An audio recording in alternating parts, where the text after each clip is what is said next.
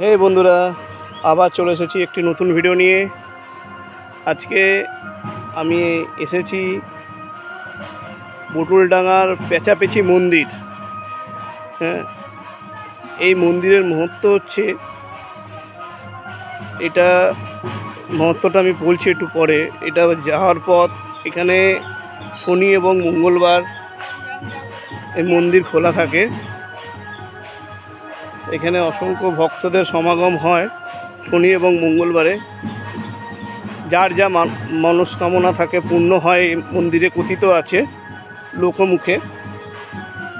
তা আমরা প্রবেশ করছি মন্দির প্রাঙ্গণে।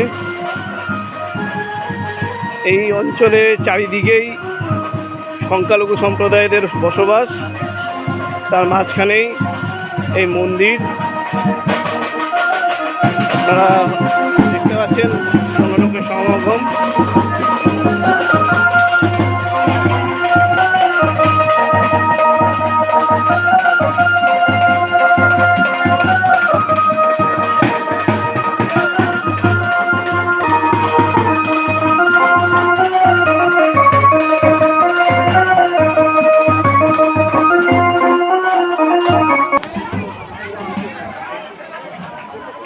এখানে বিভিন্ন লোকে বিভিন্ন পসরা সাজিয়ে নিয়ে বসেছে।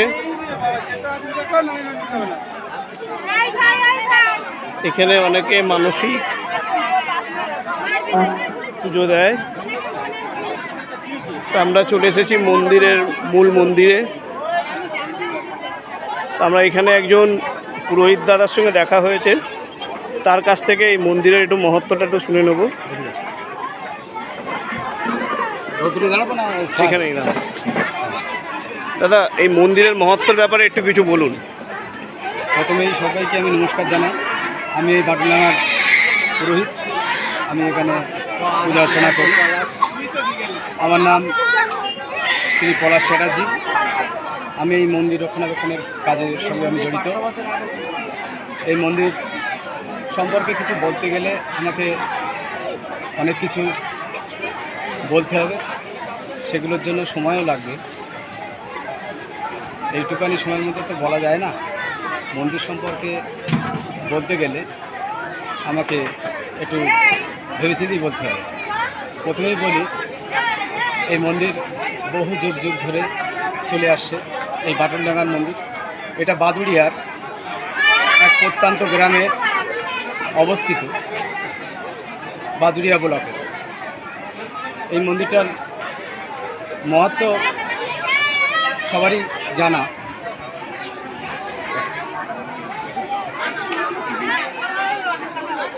যারা সন্তানহীনতায় ভুগছে, যাদের সন্তান হয় না, যাদের বাচ্চা হয়ে মরে যায়, সন্তান আসছে না, তাদের জন্য এই মন্দিরটা যথার্থ স্থান। এই মন্দিরে যারা এসে পেঁচুবাচির পুজো দেয়, যারা এই মন্দিরে এসে পেঁচুবাচির পুকুরে স্নান করে, মহা স্নান করে, তাদের বাচ্চা কাচ্চা হতে সমস্যা হয় না। এই মন্দিরে দূর দূরান্ত থেকে সবাই আসে বাচ্চা কাচ্চার জন্য। এখানে কাউকে মা মানে পেঁচুবাচি কাউকে হতাশ করে না, সবাইকে সন্তান দেয়। অনেক মা একটা সন্তানের জন্য অনেক কষ্ট করে, অনেকের সন্তান হচ্ছে না, তো মা তাদের জন্যই বাটুলডাঙ্গা খুব সুন্দর জায়গা। এখানে আসলে সবই জানতে পারবে, এখানে আসতে হবে তাদেরকে। এখানে আসলে সব কিছু বুঝতে পারবে যে বাটুলডাঙ্গা কী জন্য বিখ্যাত। আচ্ছা, এই পুজোটা কবে থেকে চালু হয়েছিল? এই পুজোটা চৈতন্য আমল থেকেই হয়েছে। তা 1000 বছর, তো 700-800 বছর এই মন্দিরটা শুরু হয়েছে। তো তখন এখানে বন জঙ্গলে ভরা ছিল। তো তখন এখানে বাসস্থান বলতে কেউই ছিল না। রাজা কৃষ্ণচন্দ্রের আমলে সেই সময় এই মন্দির শুরু। এই মন্দিরের বিশেষ মহত্ব এইটাই যে এখানে প্রথমে একটা বুড়ি গরু বাধ্য,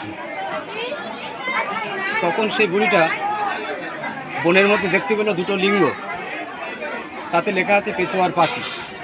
তখন সে বুড়িটা তখন ওই লিঙ্গটা পাশে যখন গরু বাঁধতো তখন দেখতো যে গরুর দুধ আর নেই, সে দুধটা পুরো লিঙ্গের ওপরেই চলে যাচ্ছে।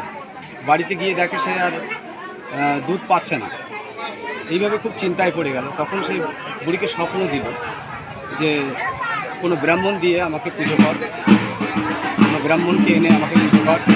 তখন এখানকার যখন তোড়জোড় শুরু হলো ব্রাহ্মণের, তখন সেই ব্রাহ্মণ আসলো সেই গোকুলপুর, তেঁতুলিয়া গোকুলপুর থেকে ব্রাহ্মণরা এসে সেই লিঙ্গের পূজা অর্চনা শুরু করল। সেখান থেকেই বাটুলডাঙ্গার পূজা অর্চনা শুরু হয়েছে। আর এর আরও এক বিশেষ মহত্ব, সেই সময় বাচ্চা কাচ্চা হলে মরে যেত। সেই সময় তো ডাক্তার বদ্যি কবিরাজ কিছুই ছিল না। সেই সময় একটা দুর্ভিক্ষ দেখা দিল, সন্তান হয়ে মরে যেত, সেই সন্তান আর বাঁচত না। তখন বুড়ি, সেই বুড়িকে আদেশ দিল যে যে কোনো সন্তান এই পেঁচো পাচির কাছে নিয়ে আসলে তার চরণে যদি সন্তানকে শোয়ানো যায় তাহলে সেই সন্তান ভালো হয়ে যাবে। এই বিশ্বাসে অনেক বাচ্চা কাচ্চা এখানে নিয়ে আসলো এবং তাদের দুরারোগ্য ব্যাধি যেগুলো ছিল সেই সব দুরারোগ্য ব্যাধি থেকে তারা সবাই ভালো হয়ে গেল। এইভাবে আস্তে আস্তে বাটুলডাঙ্গার প্রচারটা শুরু হলো। সমস্ত বাচ্চা কাচ্চার জন্য এখানে বিখ্যাত, মানে এর নামটা আস্তে আস্তে চারিদিকে ছড়িয়ে গেল। আচ্ছা, আপনি যে পুকুরটার কথা বলছিলেন সেই পুকুরটা কোন পুকুরটা? এই যে সামনে বাটুলডাঙ্গা মন্দিরের সামনেই যে পুকুরটা স্থাপন করা আছে, প্রতিষ্ঠা করা পুকুর, ওই যে পুকুর। আপনারা এখানকার পুরোহিতের মুখে সমস্ত কথা শুনতে পারলেন এবং আমরা আরও চারিদিকে ঘুরে দেখবো এখানকার যারা পশরা নিয়ে সাজিয়ে বসে রয়েছে। হ্যাঁ, এখানে অনেক দর্শনার্থী যারা ভক্ত আছে তারা সবাই এখানে বাচ্চা কাচ্চার জন্য এসছে। বাচ্চা কাচ্চার এখানে আবার বিশেষ ব্যবস্থাও আছে প্রসাদ খাওয়ানোর, যেটা মেয়েদের 5 মাস আর ছেলেদের 6 মাসের প্রসাদের বন্দোবস্ত এখানে আছে। তাদের জন্য তারা এখানে আসে। কেউ বাজি বাজনার সঙ্গে করেও আসে, দূর দূরান্ত থেকে সব ঢাক ঢোল ব্যান্ড পার্টি বাজিয়ে এখানে আসে। এখানে না আসলে বুঝতে পারবে না যে এখানকার মহিমা কতটা। হ্যাঁ, আমরা এখন মূল মন্দিরের ভিতরের দিকে প্রবেশ করব আপনাদের এখানকার প্রতিমা দর্শন করানোর জন্য। আপনারা আমার সঙ্গে থাকুন, চ্যানেলের সঙ্গে থাকুন। একটু ভিতরে যাবেন।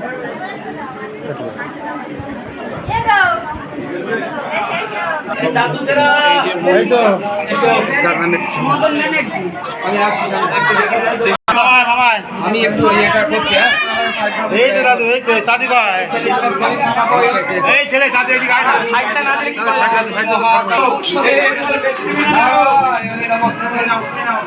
শ্রী মঙ্গলা কালী ভদ্রা কালী কপালিনী দুর্গা শিবাঙ্গ সময় সহায়।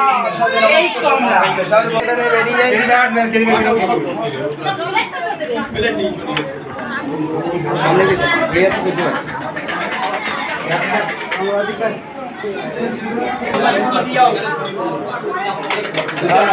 জিজ্ঞেস করার থাকে বলতে পারবেন, কোনো অসুবিধা নেই।